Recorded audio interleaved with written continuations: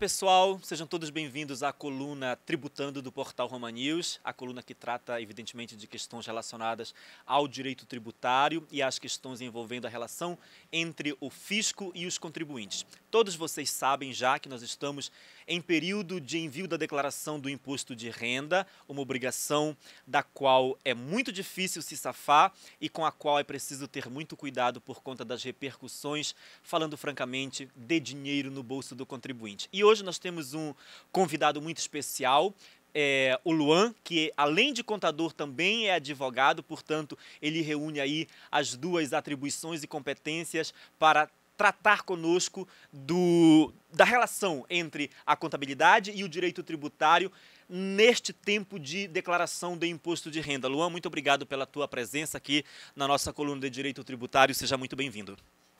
Obrigado, Domingos, é um prazer estar aqui, essa coluna muito famosa aí em Belém. Finalmente a gente conseguiu encaixar na nossa agenda aí uma data. E eu vejo que esse ano a gente está num momento de muitas mudanças e o imposto de renda também não seria diferente. E a primeira mudança já que a gente observa nesse ano é a questão do prazo. Normalmente o prazo se encerrava em abril e agora o prazo vai começar em 15 de março, já começou, né? E vai se encerrar em 31 de maio. Então a primeira mudança já que a gente já consegue observar nesse ano é a questão do prazo já. E o que a gente observa, como todo brasileiro tem essa cultura, esse hábito, é de sempre deixar para a última hora. Então até se você tiver oportunidade, já começa aí coletando seus documentos, já deixa tudo organizado para facilitar o trabalho do contador, do advogado. E que possa... Quando o advogado faz, né? Exatamente. E que possa sempre fazer de uma forma mais assertiva ali e no tempo hábil para não deixar para a última hora. Aí nesse caso você já disse que o prazo mudou, não sei se houve alguma situação específica por parte da Receita Federal para mudar esse prazo, alguma razão em concreto, ou se foi apenas uma vontade de fazer essa alteração. Não sei se existe algo nesse sentido. Realmente teve um motivo que foi exatamente uma outra mudança que também é a declaração pré-preenchida. Então eles mudaram essa questão do prazo para que quando você inicia a sua declaração, você já tem ali bastante informação que já vem importada através do seu certificado digital ou até pela sua conta Gov. Então a mudança do prazo realmente foi para poder ali atender a questão da declaração pré-preenchida. Tem um alinhamento, né? Exatamente. Aí, Luan, nesse caso, tu já falaste do prazo para o envio da declaração e uma coisa que é muito importante, quem está obrigado a enviar a declaração para a Receita Federal? Exatamente. São diversos critérios assim que exige ali a exigência da declaração. A primeira e mais comum ali é quando ofere uma renda que é acima do teto de isenção. Então, atualmente o teto está em R$ 28.559, ou seja, quem oferiu uma renda tributável acima de R$ 28.559 no ano de 2022, fica logo compelido, obrigado a declarar em 2023 aquele seu rendimento. Então, a gente vê que realmente esse é o primeiro assim, fator e mais comum, né? mais comum é aquela pessoa que realmente oferiu aquela renda decorrente do seu trabalho assalariado ali, ou até um prolabore ali de retirada de sócio que exige ali que se declare para o fisco a sua renda. Entendi. Aí no caso, por exemplo, eu tiro o prolabore e tiro o lucro, né? Evidentemente quando a minha empresa dá lucro. Prolabore alto e um lucro alto.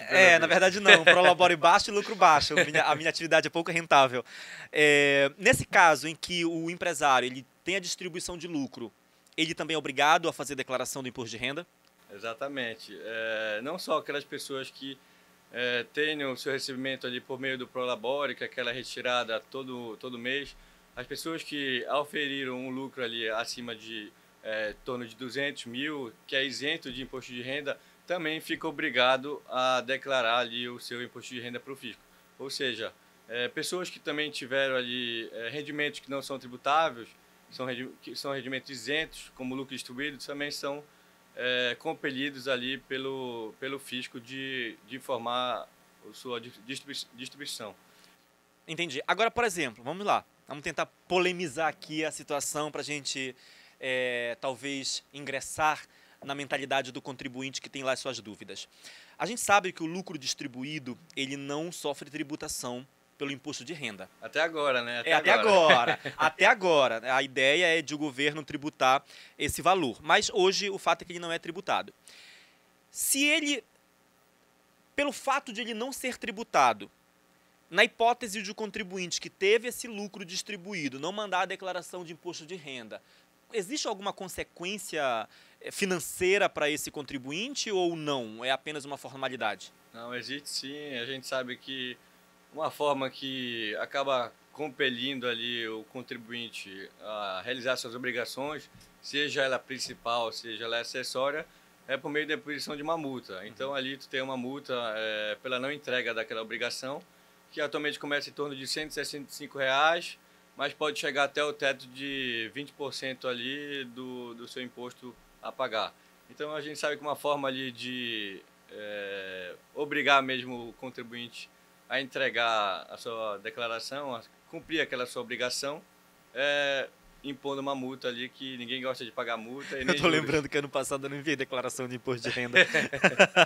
Então, dá tempo de corrigir ainda, né? Então, contrate um contador ali que ele vai te auxiliar. Um bom contador. E provavelmente a multa vai vir ali quando tu for fazer já esse ano. E aí, inclusive, a tua certidão negativa também pode ser impedida de Isso é um drama, né? Isso é um drama. A ausência de certidão de regularidade fiscal, porque hoje em dia para tudo se pede essa certidão, seja para participar de concurso às vezes, para participar, se for pessoa jurídica, de processo licitatório, não é? Então, exatamente. Fazer errado é um problema. Exatamente, até para questão de aquisição de bens ali, às vezes vai comprar um carro, um apartamento ali, ou vai realizar alguma operação do teu negócio ali, e realmente a questão da certidão ali vai te impedir de realizar aquela operação.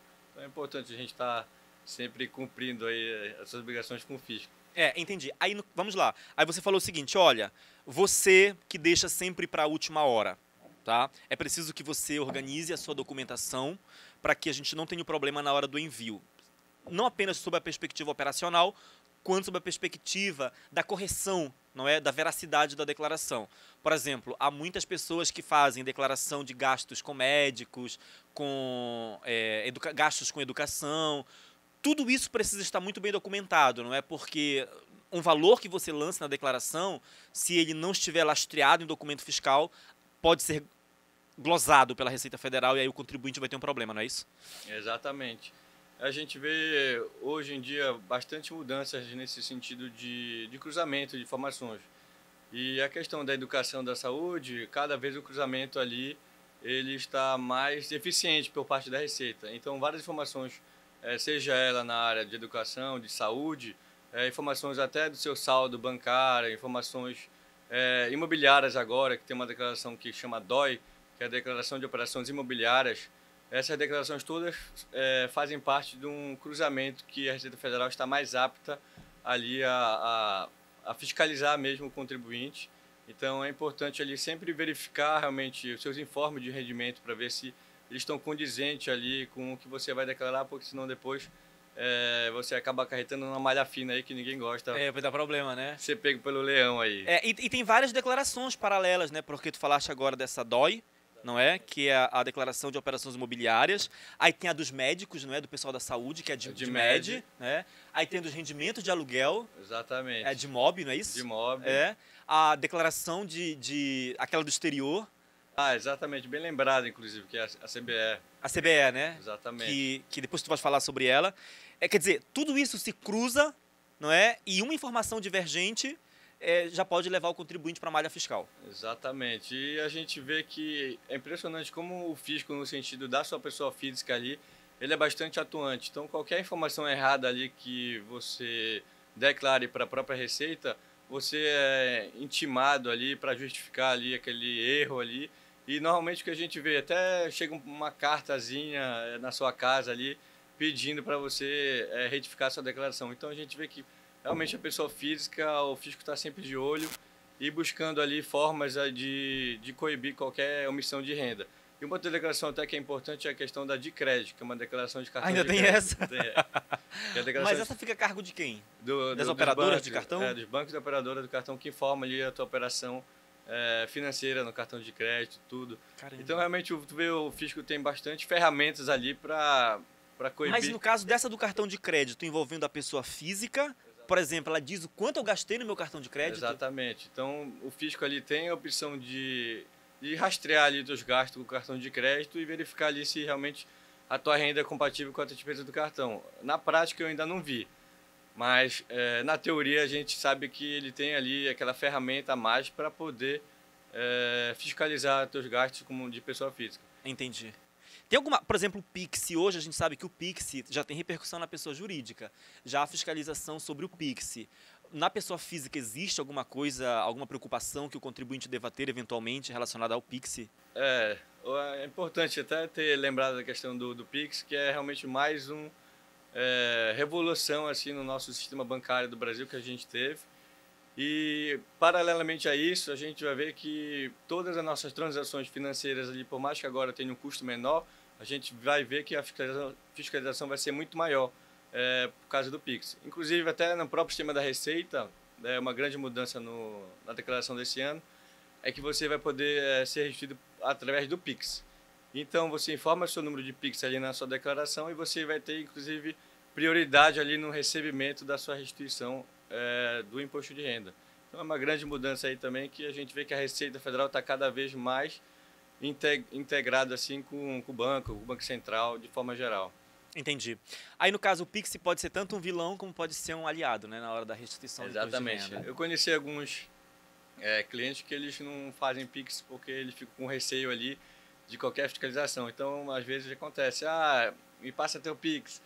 Não tenho Pix, eu tenho medo da Receita Federal, eu prefiro não operar com Pix ainda. Então, tem pessoas que acabam tendo um pensamento ali limitante. Entendi. E não, Quer dizer, não é o fato de ele operar com Pix ou não, ele pode receber por outras vias, tendo que pagar imposto sobre o dinheiro que ele receber. Exatamente. Não é?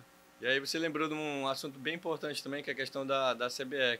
Sim, que na hipótese lá do cidadão ter alguma coisa no exterior. Exatamente. E muitas pessoas acabam se esquecendo da declaração, até desconhecem até dessa própria declaração, que é uma declaração de capitais no exterior.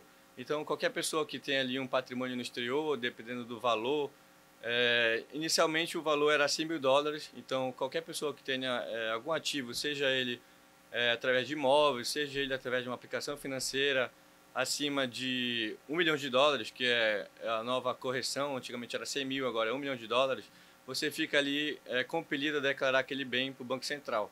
Inclusive, se você deixar de realizar esse tipo de declaração, você pode até responder por crime de evasão de divisas. Então, é realmente uma declaração séria ali que bastante contribuinte acaba esquecendo, às vezes, por desconhecimento ou até por esquecimento também. E o prazo se encerra agora dia 5 de abril. Então, a gente está focando primeiro nessa declaração lá do escritório, que é a CBE, e posteriormente isso a gente acaba fazendo de forma paralela também o seu imposto de renda na pessoa física. Entendi. Isso não se confunde, essa declaração não se confunde com a da saída fiscal, são situações diferentes. Sim, sim. Inclusive, a CBE ali com a declaração de saída fiscal acaba tendo uma relevância maior nos últimos tempos. A gente vê que o número de capitais no exterior tem aumentado bastante, assim como também a questão das pessoas que estão saindo do Brasil também.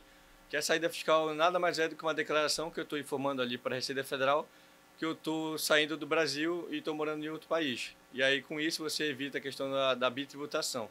E aí, então, essa declaração também é realizada de forma conjunta com a declaração do seu imposto de renda. Quer dizer, a pessoa que não faz a saída fiscal, né, ela corre um risco de ter um prejuízo duplo, né, porque de repente ela pode ser obrigada a pagar imposto no país onde ela esteja morando, mas ela não está desobrigada do pagamento do imposto no Brasil, onde ela é reconhecida como contribuinte nacional. Exatamente. E aí acaba optando por essa declaração de saída fiscal, informando que, olha, a partir desse ano eu não sou mais residente no Brasil, eu sou considerado um residente no exterior. Dessa forma, meus rendimentos oriundos do Brasil não podem ser tributados. Entendi. Agora, holding.